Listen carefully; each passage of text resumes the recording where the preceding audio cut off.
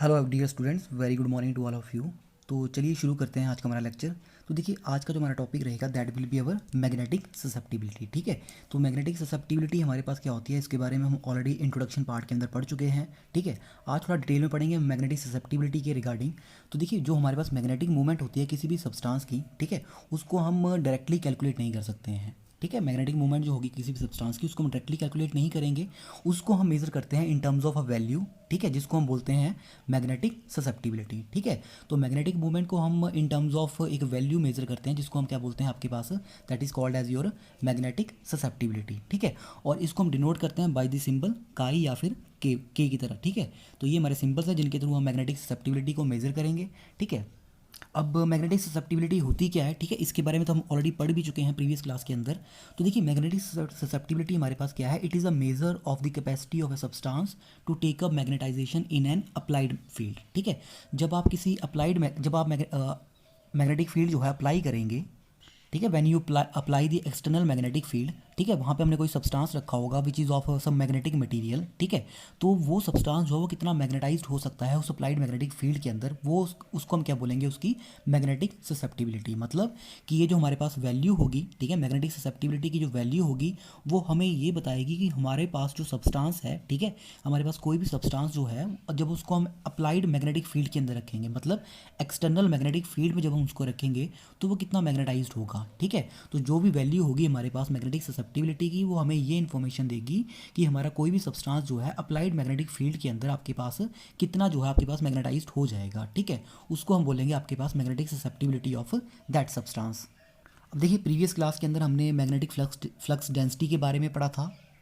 That is कि हमारे पास जो total number of magnetic lines of forces जो हमारे पास होती हैं, ठीक है, which crosses unit area around a point located within the sample. ठीक है, जब उसको हम मैग्नेटिक फील्ड के अंदर प्लेस करेंगे, उसको हम बोलते हैं आपके पास मैग्नेटिक फ्लक्स डेंसिटी। ठीक है, तो इसका मैंने एक फॉर्मूला भी लिखवाया था आपको मैग्नेटिक फ्लक्स डेंसिटी के लिए कि this is your total magnetic flux जो हमारे पास होगा divided by cross sectional area. ठीक है, ये हमारे पास इसका रिलेशन था।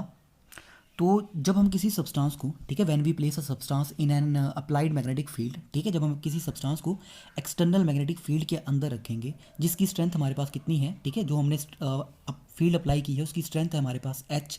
ठीक है, तो जो हमारे पास मैग्नेटिक फ्लक्स डेंसिटी होगी, ठीक है, उसको हम एक रिलेशन के थ्रू देंगे, और वो रिलेशन हमारे पास क्या है, that relation is B is equal to H plus 4 pi I. ठीक है, बी हमारे पास क्या है, B is your magnetic flux density, H हमारे पास क्या होता है, H is called as your strength of applied magnetic field. ठीक है, जो आपने मैग्नेटिक फील्ड अप्लाई की है उसकी जो स्ट्रेंथ होगी that is noted by symbol H, और आई हमारे पास क्या होता है, I is your intensity of magnetization. ठीक है, तो इस इक्वेशन को डिवाइड कर दो एच से। ठीक है, ये जो हमारी इक्वेशन है इसको डिवाइड कर दो एच से, तो हमारे पास यहाँ से क्या बन जाएगा, B divided by H is equal to H upon H हो जाएगा, ये कट जाएगा, this is 1 plus 4 pi I upon H. ठीक है, अब हमने प्रीवियस क्लास के अंदर पढ़ा था कि जो हमारे पास रेशियो होती है that is intensity of magnetization to the applied magnetic field. मतलब जब मैं किसी सब्सटेंस को मैग्नेटिक अप्लाइड मैग्नेटिक फील्ड के अंदर रखूंगा तो वो कितना जो है आपके पास मैग्नेटाइज्ड होगा। ठीक है, वो रेशियो हमारे पास that is I upon H, इसी को हम क्या बोलते हैं, मैग्नेटिक ससेप्टिबिलिटी। ठीक है, it is noted by symbol either kappa, ठीक है, के, या फिर आपके पास इसको हम काई से रिप्रेजेंट करेंगे। ठीक है, समटाइम्स आपकी बुक में यहाँ पे काई एम भी लिखा हो सकता है। ठीक है, तो देखिए, अब बी अपॉन एच हमारे पास क्या आ गया, बी अपॉन एच हमारे पास आया, this is the ratio of magnetic flux density to that of applied magnetic field. ठीक है, this is your magnetic permeability. इसको हम डिनोट करते हैं बाय द सिंबल म्यू। ठीक है, मैंने आपको प्रीवियस क्लास में बताया इसको म्यू सिंबल से डिनोट करते हैं, लेकिन आपको बताने की जरूरत नहीं है, this is your magnetic permeability. ठीक है, और ये हमारे पास क्या होती है, this is a simple ratio of density of lines of forces in the sample to that of lines of forces in the absence of sample. अगर हम सब्सटेंस को वैक्यूम के अंदर रखते हैं, ठीक है, तो हमारे पास परमिएबिलिटी की वैल्यू 1 हो जाती है। ठीक है, अगर ये फैक्टर हमारा यहाँ से 1 हो जाएगा तो इन दैट केस, ठीक है, अगर ये पूरा फैक्टर 1 हो गया, इन दैट केस 4 पाई के की वैल्यू कितनी हो जाएगी हमारे पास, 1 1 कट जाएंगे, दिस इज 0, 4 पाई के is equal to 0। That means हमारा जो कप्पा है यहाँ पे दिस इज इक्वल टू 0। मतलब ये चीज़ के हमारे पास क्या है, this is your magnetic susceptibility. ठीक है, तो मैग्नेटिक ससेप्टिबिलिटी हमारे पास 0 हो जाएगी कब, जब आपके पास सब्सटेंस को हम वैक्यूम के अंदर रख देंगे। ठीक है, अगर हमारे पास डायमैग्नेटिक सब्सटेंसेज हैं, ठीक है, अब 2 तरह के सब्सटेंसेज होते हैं, एक होता है पैरामैग्नेटिक, सेकंड होता है हमारे पास डायमैग्नेटिक सब्सटेंसेज। अगर हमारा सब्सटेंस जो है डायमैग्नेटिक है तो उस केस में हमारे पास जो वैल्यू होती है मैग्नेटिक ससेप्टिबिलिटी की, दिस इज नेगेटिव। नेगेटिव, ठीक है, क्योंकि हमारे पास जो फैक्टर होता है B/H that is magnetic permeability, ये हमारे पास नेगेटिव होता है। एंड फॉर पैरामैग्नेटिक सब्सटेंसेस हमारे पास ये वैल्यू जो होती है आपके पास, दिस इज मैग्नेटिक ससेप्टिबिलिटी की वैल्यू पॉजिटिव आएगी, क्योंकि वहाँ पे हमारे पास जो मैग्नेटिक फ्लक्स डेंसिटी होती है it is greater than that of applied field strength, ठीक है। तो उस केस में B/H वैल्यू जो होती है वो पॉजिटिव आएगी, ठीक है। अब अगर हम बात करें डायमैग्नेटिक सब्सटेंसेस की, ठीक है, तो इनके अंदर हमारे पास नेगेटिव आ रही है ससेप्टिबिलिटी की वैल्यू, मैग्नेटिक ससेप्टिबिलिटी की वैल्यू नेगेटिव आ रही है, क्योंकि इनके अंदर जो लाइंस ऑफ फोर्सेज होती हैं, ठीक है, जो मैग्नेटिक लाइंस ऑफ फोर्सेज इनके अंदर जो इंड्यूस्ड होती हैं, ठीक है, फ्रॉम द डाइपोल, ठीक है, जो हमारे पास मैग्नेटिक लाइंस ऑफ फोर्सेस जो कि इंड्यूस्ड होंगी फ्रॉम द डाइपोल, ठीक है, वो कैंसल आउट हो जाती है हमारे पास, किसकी वजह से, due to the lines of forces of जो अप्लाइड फील्ड से आएंगी, मतलब जो आपने फील्ड अप्लाई की हुई है, ठीक है, उसकी जो मैग्नेटिक लाइंस ऑफ फोर्सेज होंगी और जो आपके पास फील्ड इंड्यूस्ड हुई होती है, ठीक है, उसकी जो लाइंस ऑफ फोर्सेज होंगी वो एक दूसरे को कैंसिल आउट कर देती हैं, जिसकी वजह से हमारे पास जो B/H फैक्टर होता है वो आपके पास 1 से कम हो जाता है, ठीक है। अब जितने ज़्यादा नंबर ऑफ अनपेड इलेक्ट्रॉन्स होते जाएंगे उतना ही ज़्यादा आपके पास पैरामैग्नेटिज्म करैक्टर जो है वो आपके पास इंड्यूस होता जाएगा। चलो इसके अंदर तो हम डिटेल में पढ़ेंगे, ठीक है, क्योंकि अब मैग्नेटिक ससेप्टिबिलिटी की बात कर रहे हैं हम, तो आपके पास कोई सब्सटेंस कितना मैग्नेटाइज हो सकता है, ठीक है, उसको हम 2 वे से डिफाइन करेंगे, either through paramagnetism and second is our diamagnetism, ठीक है। लेकिन उससे पहले एक छोटा सा रिलेशन है, ठीक है, उसके बारे में हम पढ़ लेते हैं। हमारे पास एक रिलेशन है यहाँ पे, that is a relation in magnetic susceptibility, ठीक है, और हमारे पास मैग्नेटिक मूवमेंट के बीच में, ठीक है, magnetic susceptibility and magnetic movement के बीच में रिलेशन है, ठीक है। तो देखिए हमारे पास मैग्नेटिक जो हमारी ससेप्टिबिलिटी है इसको हम रिप्रेजेंट करते हैं काई, यहाँ से मैं काई M से रिप्रेजेंट करूँगा, और मैग्नेटिक मूवमेंट जो है इसको मैं रिप्रेजेंट करूँगा म्यू, ठीक है, this is represented by symbol mu, ठीक है। अब पीछे मैंने आपके पास जो आपकी मैग्नेटिक परमिएबिलिटी थी मैंने उसके लिए म्यू लिखा था, लेकिन आपने ध्यान रखना वो वाला म्यू यहाँ पे ये नहीं है, this is your magnetic movement, ठीक है। तो हमारे पास एक रिलेशन होता है between the magnetic susceptibility and magnetic movement, ठीक है। तो एक डायरेक्ट रिलेशन है हमारे पास, that is magnetic susceptibility chi M is equal to N0 mu square upon 3kT, ठीक है, वेयर हमारे पास K जो होता है दिस इज बोल्ट्जमैन कांस्टेंट, ठीक है, जो N0 होता है हमारे पास this is your Avogadro's number, और जो T है हमारे पास this is your absolute temperature. So अब हमें इस इक्वेशन को रीअरेंज करना है इस तरह से, क्योंकि हमें रिलेशन किसके बीच में चाहिए, हमें रिलेशन चाहिए मैग्नेटिक ससेप्टिबिलिटी, ठीक है, एंड मैग्नेटिक मूवमेंट, ठीक है, जिसको हम कैलकुलेट करेंगे, ये हमारे पास कांस्टेंट है, ठीक है, कांस्टेंट की वैल्यूज हम हटा देंगे। So let us rearranging the equation number 1, ठीक है। तो यहाँ से हमने क्या किया, हमने म्यू स्क्वायर निकाल दिया, तो mu square will be 3k upon N0 is equal to chi M/T, ठीक है। म्यू स्क्वायर हमारे पास क्या है, this is the magnetic movement, ठीक है। तो यहाँ से हमारे पास म्यू की वैल्यू क्या आ जाएगी, this is √3k upon N0 into काई M/T, ठीक है। तो 3k upon N0 this is our constant, ठीक है, 3 कॉन्स्टेंट है, के हमारे पास बोल्ट्जमैन कॉन्स्टेंट है, इसकी वैल्यू फिक्स होती है, ठीक है। शायद आप सभी ने पढ़ी होगी इसकी वैल्यू, जो हमारे पास वैल्यू होती है बोल्ट्जमैन कांस्टेंट की, this is your 1.38 into 10⁻23 joules पर केल्विन, ठीक है, ये हमारे पास इसकी वैल्यू होती है, ठीक है। और N0 तो आप सभी को पता ही है, एवोगैड्रो नंबर हमारे पास 6.022 इंटू 10⁻23, ठीक है। अब ये फैक्टर कांस्टेंट है, तो इस कांस्टेंट फैक्टर को जब हम इसकी वैल्यूज़ भरेंगे और उसको कैलकुलेट करेंगे तो हमारे पास ये जो कांस्टेंट फैक्टर है it comes out to be 2.828, ठीक है। तो इसको हम भर देंगे यहाँ पे रिलेशन में, तो we will have magnetic movement is equal to 2.828 under the root chi M/T, ठीक है। तो ये हमारे पास मैग्नेटिक मूवमेंट और मैग्नेटिक ससेप्टिबिलिटी के बीच में एक रिलेशन है। अब हम चलते हैं मैग्नेटिक ससेप्टिबिलिटीज़ के ऊपर, ठीक है। आपसे समटाइम्स एग्जाम में क्वेश्चन पूछा जा सकता है कि डिफाइन पैरामैग्नेटिज्म या फिर आपके डायमैग्नेटिज्म के ऊपर एक शॉर्ट नोट लिखो, ठीक है। तो हमारे पास जो सब्सटेंसेस होते हैं वो मेनली हमारे पास 2 तरह के मैग्नेटिक बिहेवियर जो है वो शो करते हैं, एक होता है आपके पास पैरामैग्नेटिज्म, दूसरा होता है हमारे पास डायमैग्नेटिज्म, ठीक है।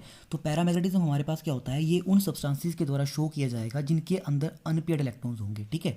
ये तो आप सभी को पता है, जो भी सब्सटेंसेस जिनके अंदर हमारे पास अनपेयर्ड इलेक्ट्रॉन्स होते हैं वो आपके पास पैरामैग्नेटिक सब्सटेंसेस होते हैं, ठीक है। और जो आपके पास वो मैग्नेटिक बिहेवियर शो करेंगे that is called as your paramagnetism, ठीक है। तो ये सब्सटेंसेस जो होते हैं आपके पास जिनके अंदर जिनके अंदर अनपेयर्ड इलेक्ट्रॉन्स होते हैं, ठीक है, they are strongly attracted towards the magnetic field, ठीक है, मैग्नेटिक फील्ड की तरफ वो खिंच जाते हैं, ठीक है, क्योंकि उनके अंदर इलेक्ट्रॉन पेयर अनपेयर्ड इलेक्ट्रॉन्स हैं, ठीक है, मैग्नेटिक फील्ड की ओर अट्रैक्ट होंगे, इसकी वजह से हम इनको क्या बोलते हैं, they are called as your paramagnetic substances, ठीक है। अब ये जो सब्सटेंसेस होते हैं, ठीक है, they are freely magnetised in the direction of magnetising field in which they are placed, ठीक है। तो जब भी हम किसी पैरामैग्नेटिक सब्सटेंस को किसी मैग्नेटाइजिंग फील्ड के अंदर रखेंगे, ठीक है, तो जो मैग्नेटिक लाइंस ऑफ फोर्सेज होंगी they will prefer to pass through the sample rather than through the air, ठीक है।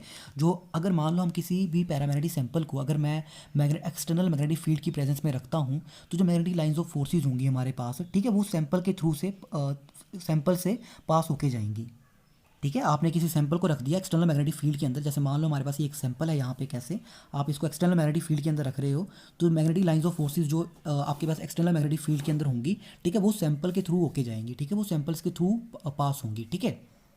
अब इन सब्सटेंसेस के लिए हमारे पास जो आपके पास वैल्यू होती है मैग्नेटिक फ्लक्स डेंसिटी की, ठीक है, it is greater than that of applied magnetic field.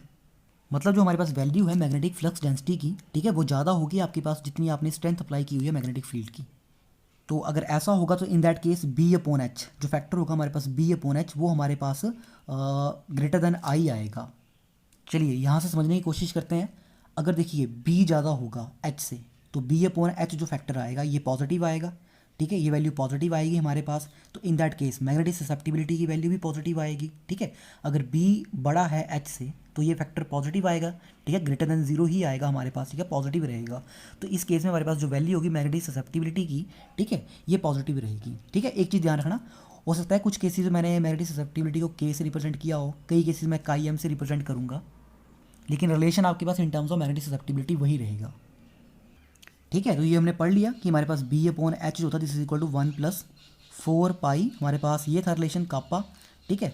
अगर बी अपॉन एच फैक्टर ज़्यादा आएगा, क्योंकि हमारे पास जो ओरिजिनल इक्वेशन थी that is B is equal to H plus 4 pi I, ठीक है। तो अगर बी अपॉन एच, ठीक है, ये चीज़ हमारे पास हो जाएगी बी अपॉन एच, ठीक है। तो ये जो अगर बी पॉजिटिव है तो बी, ये जो बी अगर बी बड़ा है हमारे पास तो ये रेशियो होगी, ठीक है, डेफिनेटली आई से ज़्यादा ही होगी।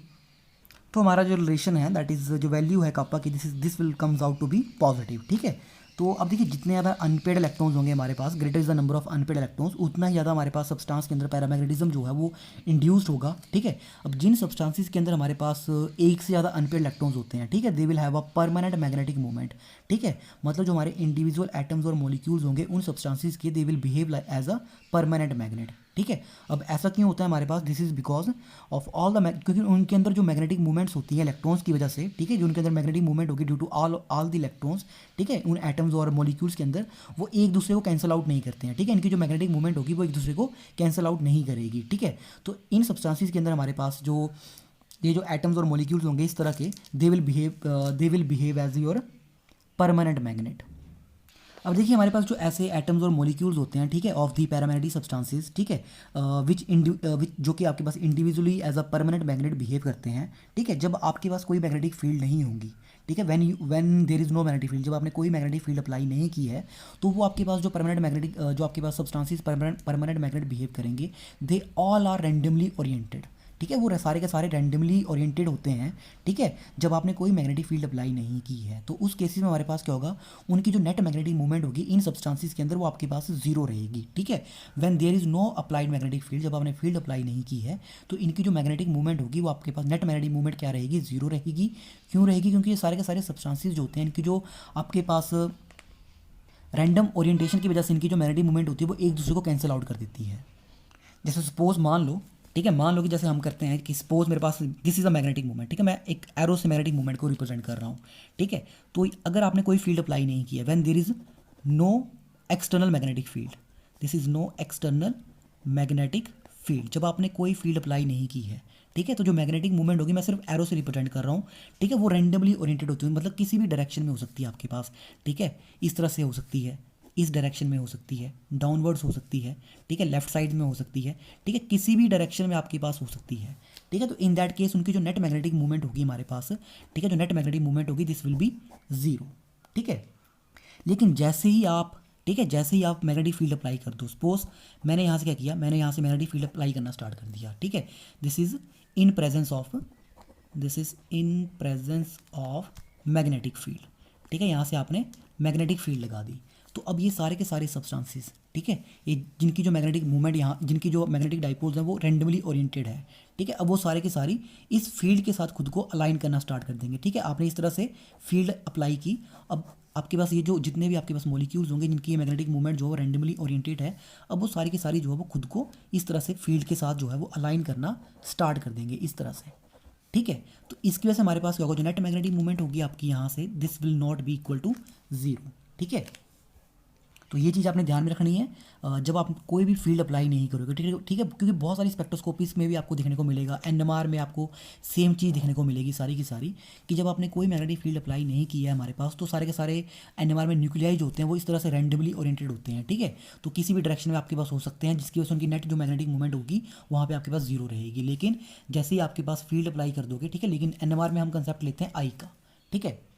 तो उस सोर्ट में जाना नहीं चाहूँगा यहाँ पे। हम यहाँ पे सिर्फ और सिर्फ किसकी बात कर रहे हैं, हम यहाँ पे सिर्फ और सिर्फ पैरामैग्नेटिक सब्सटेंसेस की बात कर रहे हैं, ठीक है, जो हमारे यहाँ पे परमानेंट मैग्नेट होंगे, ठीक है। जो जब आपने फील्ड अप्लाई नहीं किया तो सारे के सारे रैंडमली ओरिएंटेड हैं, क्योंकि उनकी मैग्नेटिक डाइपोल्स इस तरह से होंगी, net magnetic movement will be zero. लेकिन जैसे ही आप फील्ड अप्लाई कर दोगे तो सारे के सारे खुद को विद दी फील्ड ओरिएंटेड कर लेंगे, ठीक है, जिसकी वजह से उनकी जो नेट मैग्नेटिक मूवमेंट होगी अब वो जीरो नहीं रहेगी, ठीक है।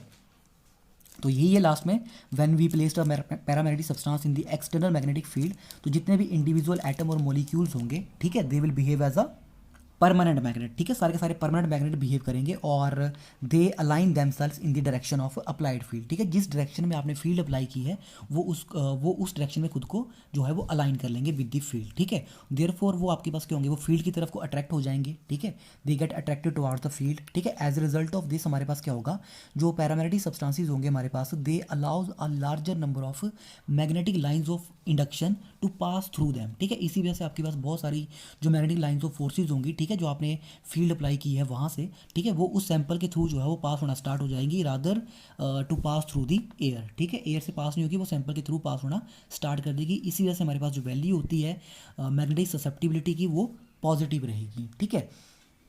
अब देखिए जो मैग्नेटिक ससेप्टिबिलिटी की वैल्यूज़ होती है इन सब्सटेंसेस के अंदर हमारे पास, वो एक्सटर्नल फील्ड के ऊपर डिपेंड नहीं करती है, ठीक है। It is independent of the external field, क्योंकि हमारे पास जो नंबर ऑफ एटम और मॉलिक्यूल्स होते हैं जो कि आपके पास as a permanent magnet behave करेंगे, ठीक है, तो वो आपके पास यूनिट वॉल्यूम के अंदर फिक्स होते हैं, ठीक है, दे आर फिक्स्ड। तो आपके पास वो फील्ड के ऊपर डिपेंडेंट नहीं है, लेकिन टेम्परेचर डिपेंडेंट होते हैं, ठीक है। तो ये चीज़ जरूर याद रखनी है, magnetic susceptibility is temperature dependent, क्योंकि हमारे पास एज द टेम्परेचर या थर्मल जो हमारे पास एजिटेशन होती है, ठीक है, जो थर्मल एक्साइटेशन होगी हमारे पास, it would tend to randomize the atomic और molecular magnetic dipoles which get aligned in the direction of field applied with the temperature. हमारे पास जैसे आपका टेम्परेचर फैक्ट आना स्टार्ट हो जाता है, ठीक है, आप जैसे ही टेम्परेचर एक्साइटेशन करना स्टार्ट करोगे हमारे पास, तो जो हमारे पास रैंडम आपके पास एटॉमिक और मोलिकुलर मैग्नेटिक डाइपोल्स होती हैं, ठीक है, वो फील्ड के साथ जो है वो खुद को अलाइन करना जो है आपके पास स्टार्ट कर देती हैं, ठीक है।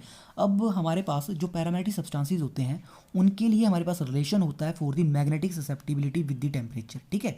अब इन पैरामैग्नेटिक सब्सटेंसेस के अंदर हम मैग्नेटिक ससेप्टिबिलिटी को, ठीक है, इसका जो रिलेशन है विद द टेम्परेचर उसको हम देखते हैं, तो हमें क्या मिलता है कि हमारे पास जो मैग्नेटिक ससेप्टिबिलिटी होती है, ठीक है, वो डिक्रीज कर जाती है अगर हम टेम्परेचर बढ़ाएं, ठीक है। अगर हम टेम्परेचर बढ़ाते हैं तो हमारे पास जो मैग्नेटिक ससेप्टिबिलिटी की वैल्यू है वो कम होना स्टार्ट हो जाएगी, ठीक है। तो ये जो वेरिएशन होता है इसको हम एक इक्वेशन से देते हैं जिसको हम बोलते हैं क्यूरी इक्वेशन, ठीक है, this is your Curie law, जिसके अंदर हमारे पास जो मैग्नेटिक ससेप्टिबिलिटी होगी पैरामैग्नेटिक सब्सटेंसेस की, ठीक है, this is inversely proportional to temperature, ठीक है, this is inversely proportional to the temperature. इसको हम कुछ इस तरह से रिप्रेजेंट करेंगे, जैसे मान लो this is your magnetic susceptibility, इसे क्या मैं काई एम से रिप्रेजेंट कर रहा हूँ, किसके लिए है, this is for the paramagnetic substances, ठीक है, this is inversely proportional to the temperature, ठीक है। अब प्रोपोर्शनलिटी है यहाँ पे हमारे पास, तो इसको हटाएंगे हम, we will get chi M, मैं यहाँ पे पैरा लिख रहा हूँ इस तरह से, दिस इज इक्वल टू, ठीक है, 1/t, और यहाँ से जब कांस्टेंट हटेगा, ठीक है, कांस्टेंट आएगा जिसको हम सी से रिप्रेजेंट करते हैं, तो C stands for your Curie constant, C इसको हम क्यूरी कांस्टेंट बोलते हैं। तो यहाँ से हमें क्या मिला, जो काई एम होता है for the paramagnetic substances, this is inversely proportional to that of temperature, ठीक है, ये टेम्परेचर के इनवर्सली प्रोपोर्शनल होता है, और इस इक्वेशन को हम बोलते हैं क्यूरी लॉ, ठीक है, this is called as a Curie law.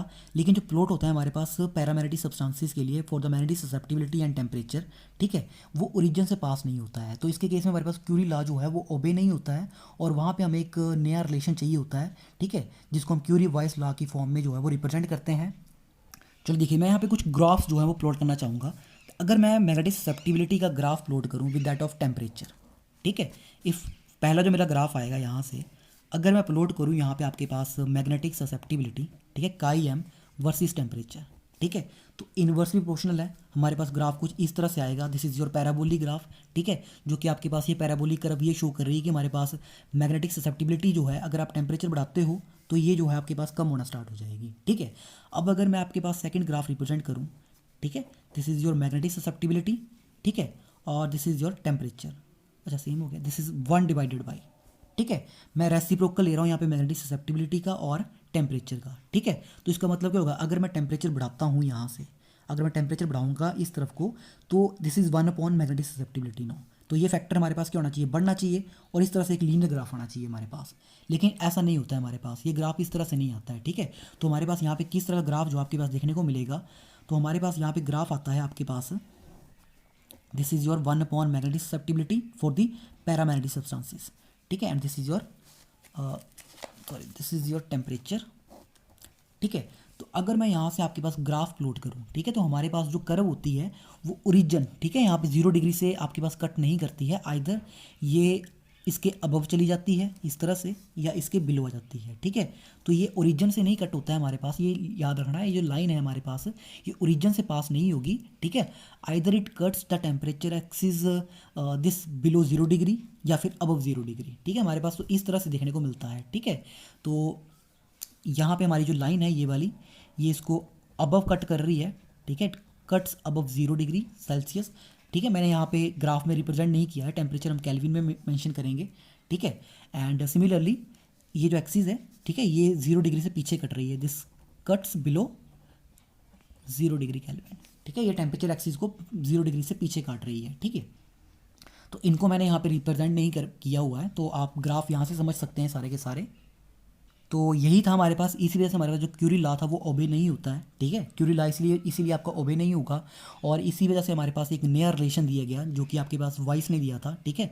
तो क्यूरी और वाइस का एक रिलेशन आया मिलके, ठीक है, जिसके अंदर हमारे पास जो मैग्नेटिक ससेप्टिबिलिटी का रिलेशन था, this is equal to C over T minus theta, ठीक है, थोड़ी मॉडिफिकेशन की गई, थीटा जो होता है आपके पास this is called as your Weiss constant, ठीक है। तो ये जो इक्वेशन बनी chi magnetic susceptibility for the paramagnetic substances, this is equal to C upon T minus theta, this is called as your Curie Weiss law.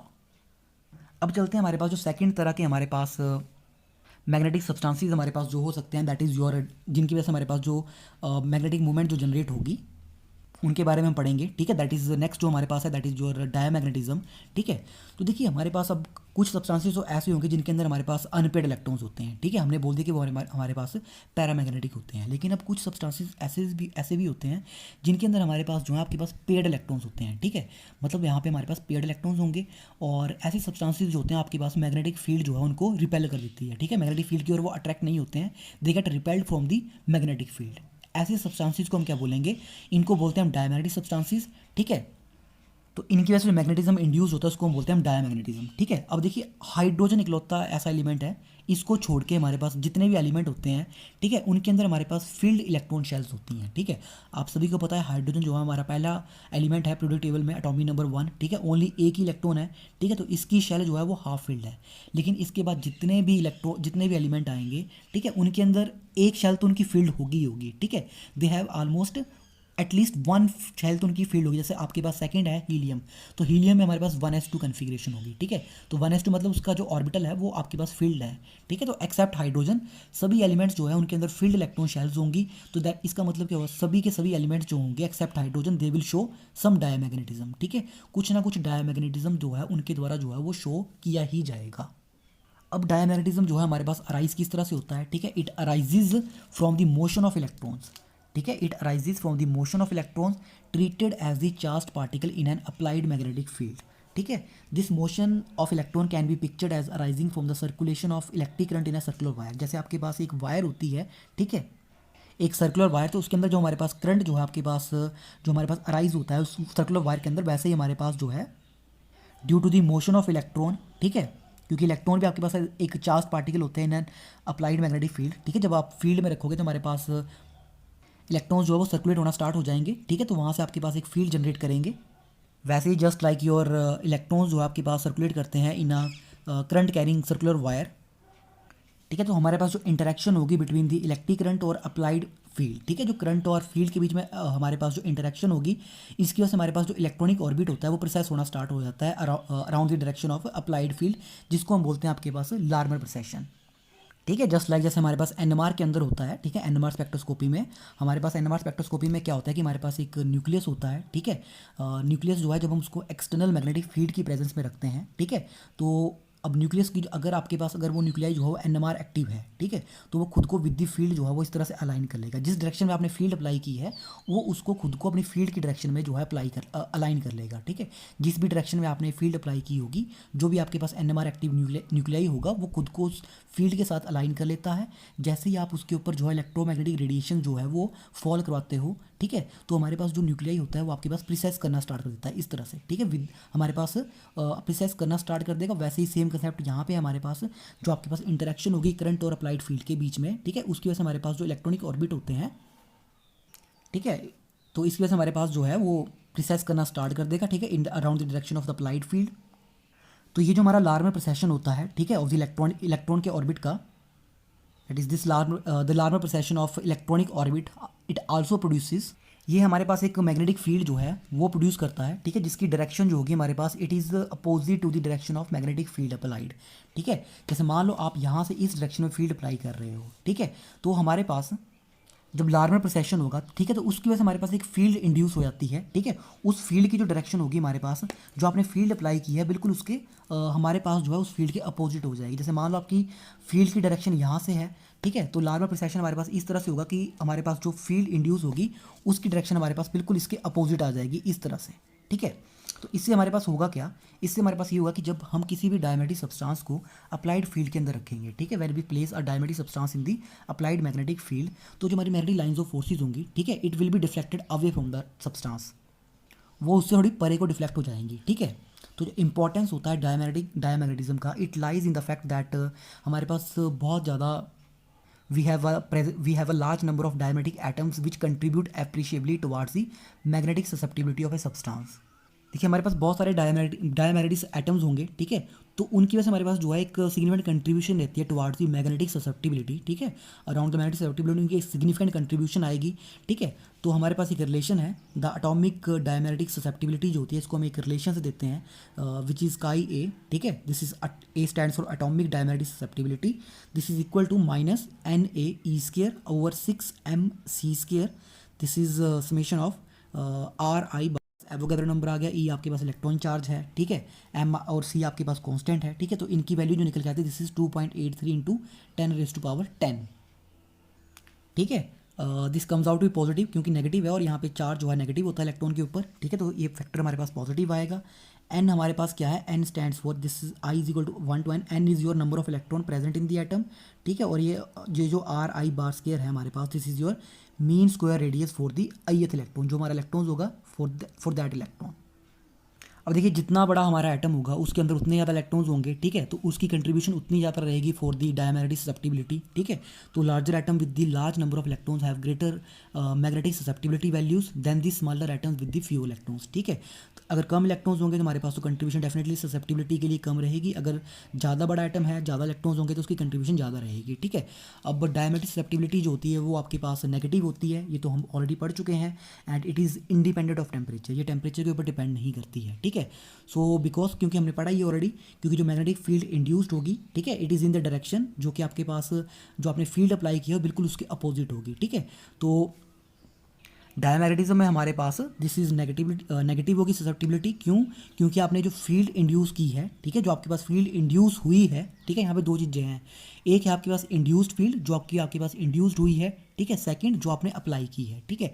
एक हुई आपके पास मैग्नेटिक फील्ड जो आपने अप्लाई की, सेकंड जो आपके अप्लाई करने की वजह से आपके पास जो फील्ड इंड्यूस्ड होगी उस सैंपल के अंदर, ठीक है, तो उन दोनों की डायरेक्शन एक दूसरे से अपोजिट हो जाती है, ठीक है, अपोजिट हो जाएगी, एक दूसरे को कैंसिल कर देगी, ठीक है, इस तरह से हो जाएगी, दूसरे डिफ्लेक्ट हो जाएगी, तो इसी वजह से आपके पास नेगेटिव होगी, ठीक है। So this is all about the magnetic susceptibility, ठीक है, इसके अंदर हमारे पास क्या क्या रहता है, ठीक है। So thank you very much.